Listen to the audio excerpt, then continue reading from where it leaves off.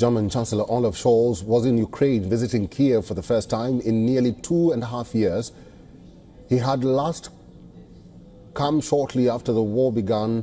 It was a surprise visit, and the timing itself raises some speculation on the actual purpose. On the face of it, the visit is an outreach and assurance of support to Ukraine. Scholz and the Ukrainian President Volodymyr Zelensky reviewed military drones manufactured by Ukrainian and German producers at an exhibition center. Use of German technology in Ukrainian drones was the focus. Scholz unveiled 650 million euros, that's about $680 million of new military aid for Kyiv. He assured also that Berlin would remain Ukraine's biggest backer in Europe at a volatile moment in the war. Scholz said, and I quote, "Ukraine can rely on Germany. We say what we do and we do what we say." Not to be missed, however, is the fact that the visit comes amid multiple domestic and geopolitical developments around the Russia-Ukraine war.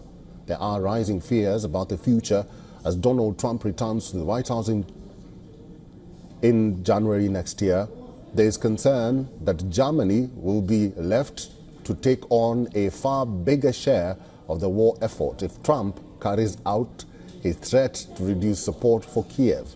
Then Scholz's visit comes as he starts his own election campaign at home. His government has collapsed and he faces a tough battle for re-election at a snap vote in February.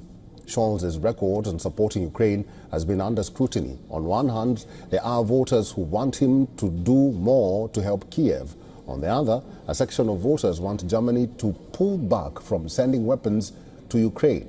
Germany had refused Taurus cruise missiles for Ukraine, something which the Scholz's opposition in Germany has been pushing for.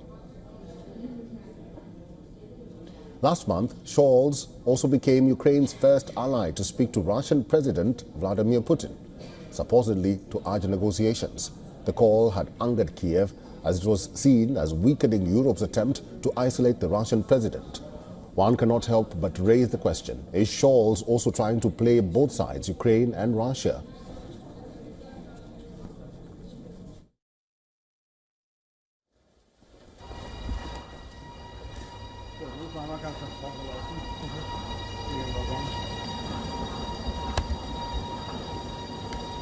For all the latest news, download the WION app and subscribe to our YouTube channel.